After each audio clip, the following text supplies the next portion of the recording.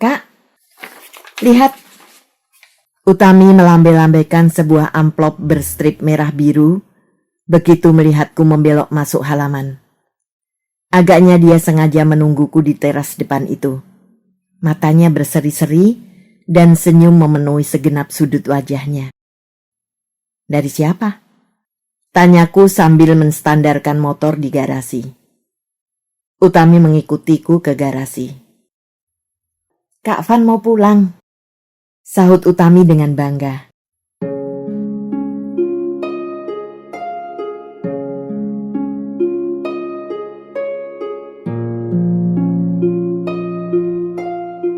Sekuntum senyum buat Utami. Karya Tuti Nonka. Narator Hanifah Abu Marzuki.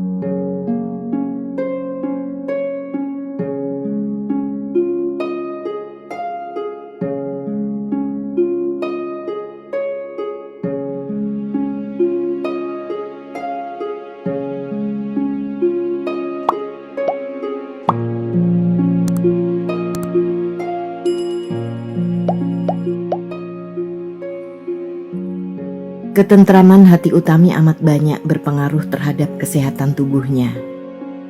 Nafsu makannya melonjak dengan sangat mengherankan, dan kekuatan tubuhnya dengan cepat pulih kembali, sehingga 2 hari setelah bapak pulang, dokter membolehkan Utami pulang.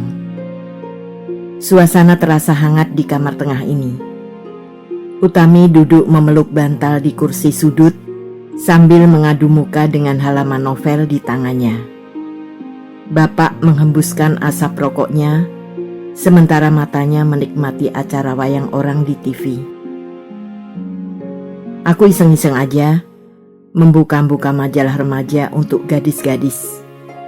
Namanya Gadis juga. Utami melonjorkan kakinya panjang-panjang. Ditutupnya novel di tangannya dan diulurkannya padaku. Baca, Kak.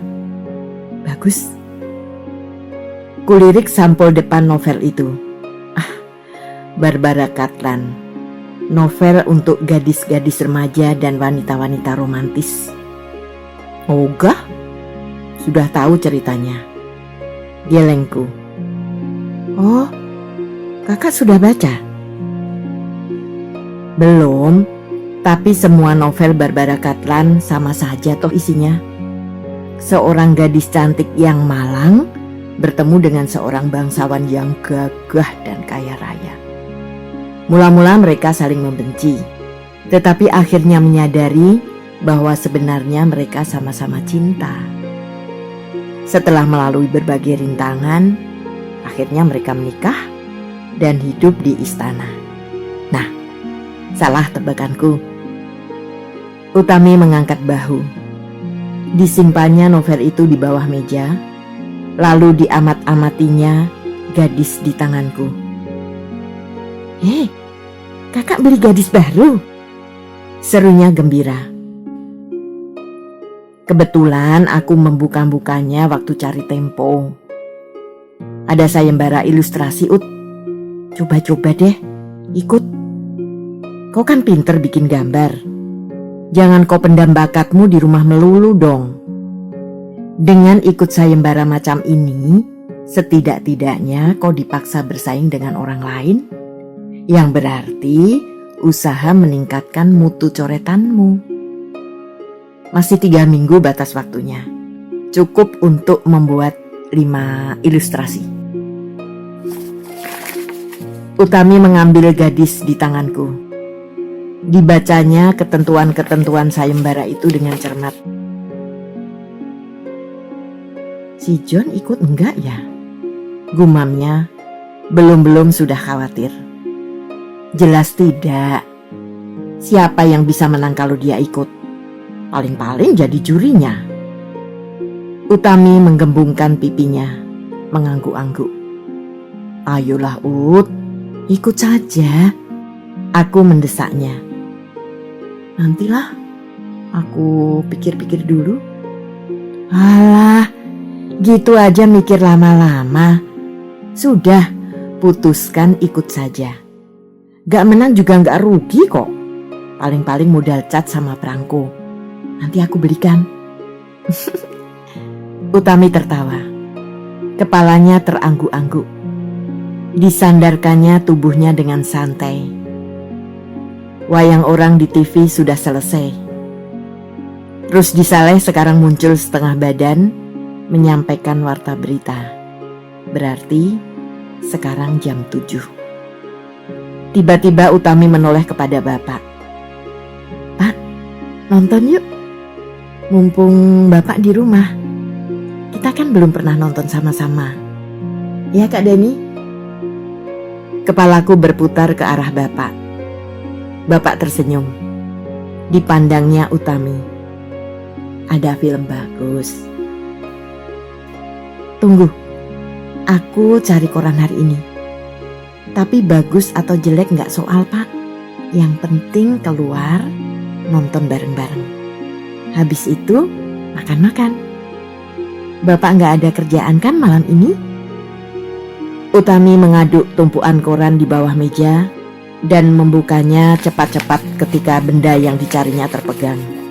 Nah, Cleopatra Pak, Liz Taylor. Bapak kan suka Liz Taylor. Serunya gembira. Aku sih mau-mau saja. Tanya Denny, mau ikut enggak? Sahut bapak. Kak Denny sih, asal dibayarin pasti nguntit. Hei, sejak kapan kau pandai membalik lidah, Ut? Utami tertawa saja. Cepat-cepat berdiri dan masuk kamarnya. Bapak mengikuti masuk kamar. Sekarang jam 7:10. Film diputar jam 7:30. Tapi prakteknya paling-paling jam 8. Sebab iklan-iklan di bioskop Jogja bukan main banyaknya. Biasanya kami makan jam 7, tapi sekarang tentu tak sempat lagi. Padahal perutku bukan main kempesnya.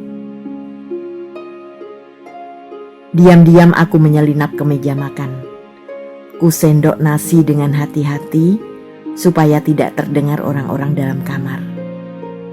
Dengan suapan besar-besar, ku antar nasiku ke dalam perut. Semoga makanku sudah habis sebelum mereka keluar kamar. Sebab Utami pasti marah kalau aku pakai makan dulu dan nanti selesai paling akhir. Selamat.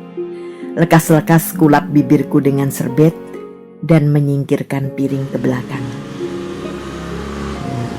Ada suara motor berhenti di depan rumah. Tamu barangkali. Utami sudah keluar dari kamarnya tadi, tentunya sekarang ada di depan.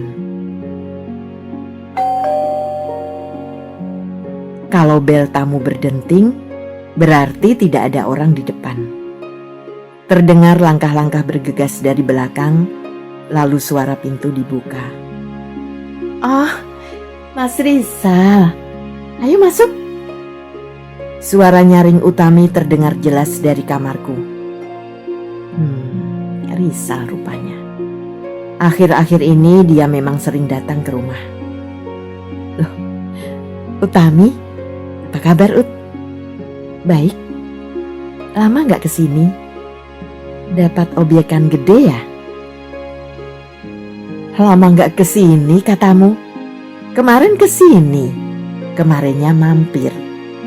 Kamu kan yang gak pernah kelihatan. Iya, ke rumah tante. Utami mulai keluar bohongnya. Oh, di mana? Bogor. Tidak, iya. Tadi pagi baru pulang. Sendiri? Wah, berani betul. Sama temen kok. Temen sekolah. Bangsat. Ingin benar aku meninju wajah Rizal yang sekarang pasti sedang tersenyum-senyum dalam hatinya. Terlalu betul menggoda Utami seperti itu. Padahal dia tahu apa yang sebenarnya terjadi. Ku pakai sepatuku dan lekas-lekas melangkah keluar untuk mencegah Rizal mengoceh lebih banyak dan yang pasti akan membingungkan Utami. Kok lagi kunyuk? Sambutku. Kenyang melihat mukamu? Tanya Bibi. Berapa gelas sudah seminggu ini untukmu? Rizal meringis, menjejer gigi-giginya yang sebesar pacul. Lah, aku tidak pernah minta minum. Kan Bibi sendiri yang suka repot-repot. Iya, gak tega sih lihat kau bolak-balik ke kamar mandi. Tahu gak Ut, Rizal nih kalau ke kamar mandi bukan mau kencing atau apa, tapi meneguk air bak mandi. Nah, sekarang kita mau pergi Sal. Kau boleh pilih, jaga rumah kami atau pulang. Kak Denny kok gitu sih? Utami menatapku dengan marah. Agaknya dia belum biasa mendengar gaya omong antara aku dan Rizal. Bagi kami, kalimat-kalimat seperti itu biasa. Bunyi saja, tidak keluar dari hati. Ikut sekalian deh Mas Rizal. Biar Kak Denny saja yang dimakan tikus di rumah. Sambung Utami. Loh, jangan gitu dong anak manis. Aku pergi, Denny juga pergi. Kan bagus. Rizal membujuk sang putri. Tapi kalau Utami mau berdua sama kau, aku juga gak keberatan kok Sal. Sengaja aku panas-panasi Utami. Rizal tertawa. Apalagi aku, sahutnya. Bapak keluar dari kamarnya. Barangkali terganggu oleh ribut-ribut dari kamar tamu. Tidak, Bapak memang akan pergi juga bersama kami. Hem batiknya bagus juga.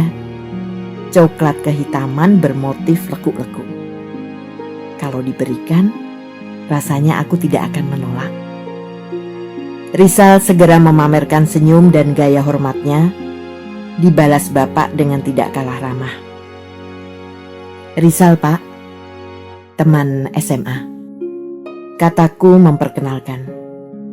Meskipun kami sudah lama berkawan sejak SMA, tapi karena Bapak jarang di rumah, Rizal belum begitu dikenalnya.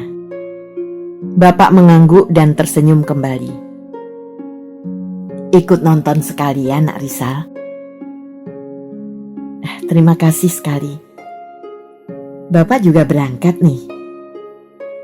Nuruti anak gadis, sahut Bapak sambil menoleh pada Utami yang tidak sabar lagi. Ayolah, hampir 7:30 nih, katanya sambil berdiri. Bergegas aku pergi ke belakang, pamit Bibi. Kak, lihat. Utami melambai-lambaikan sebuah amplop berstrip merah biru begitu melihatku membelok masuk halaman.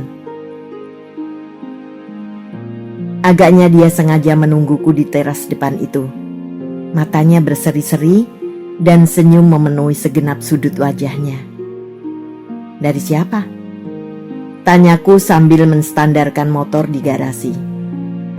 Utami mengikutiku ke garasi. Kak Van mau pulang, sahut Utami dengan bangga. Seolah-olah dia menjadi pahlawan dengan menyampaikan berita itu padaku. Oh ya? Cepat ku rebut surat itu dari tangan Utami. Tulisan tangan yang kecil-kecil rapi, ku kenal betul sebagai gaya coretan tangan Taufan. Kertas tipis berwarna biru muda itu nyaris sobek ketika aku mengeluarkannya dari amplop dengan tergesa-gesa. Sambil berjalan ke dalam rumah, mataku berkedip-kedip membaca tulisan Taufan. Stuttgart, 2 Juni 1976. Yang tercinta, Bapak, Denny, dan Utami. Senang sekali mengabarkan berita ini kepada kalian. Aku berhasil menabung cukup banyak, dan insya Allah liburan musim panas besok, aku akan berada di antara kalian di rumah. Tetapi tabunganku hanya cukup untuk membeli tiket pesawat pulang pergi.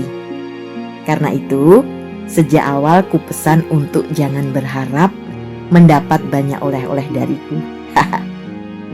Oleh-olehku paling-paling hanya rindu, gembira, dan cerita. Itu saja.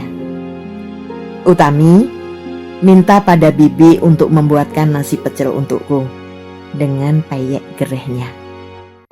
4 tahun aku merindukan makanan rakyat kita itu. Tiap hari makan daging, roti, keju, dan telur. Benar-benar membosankan. Penggal leherku, bukan sombong nih. Sebab sayuran di sini bukan main mahalnya. Seikat bayam kurus-kurus yang di negara kita hanya laku untuk makanan kuda, di sini harganya bisa mencapai 5-7 mat. Begitu direbus tinggal jadi sekepalan tangan bayi. Oh ya, kalau aku pandai, 2 tahun lagi aku bisa menyelesaikan sekolah dokterku, lalu mengambil spesialis bedah otak selama 3 tahun. Kalau mau benar-benar ahli, menimba pengalaman dulu dari para profesor di sini, yang berarti kerja di rumah sakit sebagai asisten mereka barang 3 atau 4 tahun. Pokoknya aku tidak perlu khawatir. Masih lama bisa menikmati Jerman-Jerman cantik yang suka nobra itu. Jangan marah ya Ut. Dan barangkali berhasil membawa pulang salah satu di antaranya. Sekian dulu saja. Masih banyak yang harus kukerjakan malam ini. Aku sedang menyiapkan perjalanan pulang ke kampung halaman. 2 minggu lagi, insya Allah, aku akan berada di antara kalian. Salam, Taufan. Bapak sudah baca? Tanyaku sambil melipat surat itu kembali. Sudah? Malah yang menerima dari pos? Sahut Utami yang sejak tadi menunggui aku membaca. Tiba-tiba aku teringat sesuatu. Cepat ku buka kembali surat itu. Taufan menulis tanggal 2 Juni. Dan kata Taufan, dia akan pulang 2 minggu lagi. Padahal sekarang sudah tanggal 8. Berarti tinggal 8 hari lagi. Seminggu tambah 1 hari lagi. Wih, senangnya. Kamar Taufan dulu masih terpelihara dengan baik. Kami jadikan kamar tidur tamu bila ada famili jauh yang datang menginap. Tetapi karena jarang ada tamu yang menginap di rumahku, kamar itu jadi lebih banyak berbau debu daripada kamar-kamar lain yang berbau manusia. Dengan rajin Utami membersihkan tiap sudut-sudutnya, menggosok meja dan lemarinya sampai licin berkilat. Beberapa hari yang lalu ku dengar dia minta uang pada bapak untuk mengganti spray dan taplak meja dengan yang baru. Sementara Utami repot dengan kamar Taufan, di dapur Bibi sibuk melengkapi isi kotak bumbu dan bahan makanan di lemari. Diingat-ingatnya kembali apa saja makanan kesukaan Taufan. Dan sedapat mungkin diusahakannya sudah ada bila tuan besar itu datang nanti. Kesibukanku lain lagi. Ku aduk semua isi bukuku dan lemari buku bapak untuk mengumpulkan kembali buku-buku Taufan yang dulu sering kupinjam dan lupa mengembalikan ke tempatnya. Taufan adalah pecinta buku nomor 1 di dunia. Dan dia menjaga bukunya seperti menjaga emas intan Kaisar Inca saja. Bapak tenang-tenang saja menyaksikan semua keributan itu. Pada hari yang kami perkirakan Taufan akan tiba, semua sudah rapi jali. Buku-buku Taufan berderet rapi di lemarinya. Hasil kerja kerasku selama 3 hari. Di atas meja bertaplak renda kuning muda, Utami menempatkan sebuah vas dengan beberapa tangkai bunga mawar. Bibi mengawasi lemari makannya dengan ketat, sebab di dalamnya tersimpan makanan-makanan kesukaan tuan mudanya. Tak sedikit pun aku atau Utami diizinkan menyentuh makanan itu. Nanti, kalau Taufan sudah datang, selalu jawabnya dengan tegas. Tetapi orang besar yang ditunggu-tunggu tidak muncul sampai jam 10 malam. Maka pergilah kami ke kamar masing-masing dengan rasa kecewa dan lelah. Pagi-pagi buta, aku terbangun dari tidurku yang nyenyak mendengar gaduh di luar. Dengan mata mengantuk, kuturunkan kakiku dari tempat tidur dan pergi ke pintu. Ketika kulongokkan kepalaku keluar, tampaklah betapa kacaunya kamar tengah. Koper besar terbuka lebar-lebar dengan isinya yang kelihatan baru saja diaduk. Keranjang dan tas-tas plastik berserakan di segala penjuru, tumpang tindih dengan kertas-kertas membungkus. Benar-benar mirip kandang ayam dipijak gajah. Di sebuah kursi, duduklah seorang laki-laki muda mengenakan celana abu-abu dan pullover putih. Nah, itu Denny sudah bangun. Serunya begitu melihatku. Taufan? Taufan berdiri dari kursinya. Aku terbang meninggalkan pintu kamar. Bibir kami sama-sama tersenyum lebar dan sepasang tangan berotot pun saling menjabat erat-erat. Taufan menepuk-nepuk bahuku dengan telapak tangannya yang lebar kokoh. Tiba-tiba aku tertawa. Entah, meluncur begitu saja tawa itu dari bibirku. Tangan sekokoh inikah yang punya kerja menggendong bayi? Taufan tidak tahu kenapa aku tertawa geli. Barangkali dikiranya saking senangnya aku melihat dia. Hei, kok jadi ganteng sih, Den? Dulu kok tidak setinggi ini? Katanya sambil menjejer tubuh ke sisiku. Nah, ubun-ubunnya hanya sekupingku sekarang. Terang dong, aku kan baru kelas 2 SMA waktu kau pergi. Tapi aku memang tambah tinggi atau kau yang mengalami degradasi sih? Ejekku. Aku ingat Taufan sering memanggilku pendek dulu. Taufan tertawa saja. Kalau nggak ganteng, mana Astri mau, Kak Van? Oceh Utami dari sudut. Wow, Denny sudah membagi uang sakunya untuk sang bidadari ya? Enak benar. Aku nggak sempat pacaran di sana. Kuliah dan kerja saja sudah bukan main capeknya. Apalagi, tapi kan setiap saat kau bisa melirik Jerman-Jerman cantik yang tidak punya BH. Sela Utami membuat kamar itu gaduh oleh tawa 3 orang lelaki. Bapak tersenyum-senyum, bahagia sekali melihat anak sulungnya. Oh ya, ini buat kamu, Den. Murah. Di Jerman cuma 30 mark. Di sini berapa? Taufan mengeluarkan sebuah jam tangan digital kepadaku. Trims, sahutku menerima oleh-oleh itu.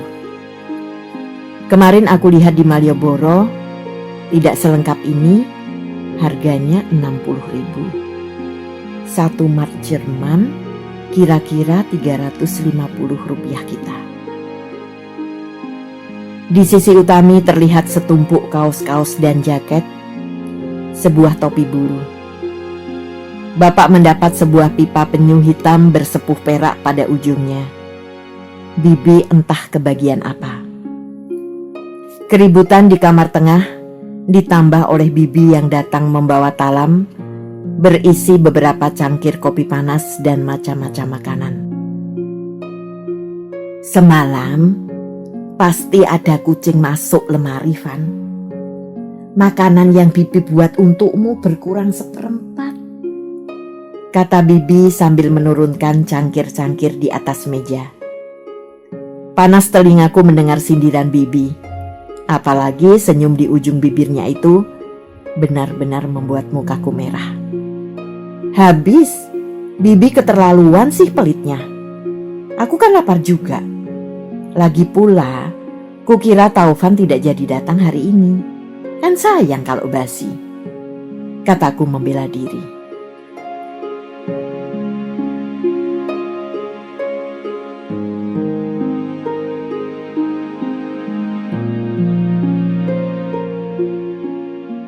Terima kasih telah menikmati cerita ini. Tuliskan saran atau komentar di bawah untuk memperbaiki channel ini. Jangan lupa tekan tombol subscribe, like, and share.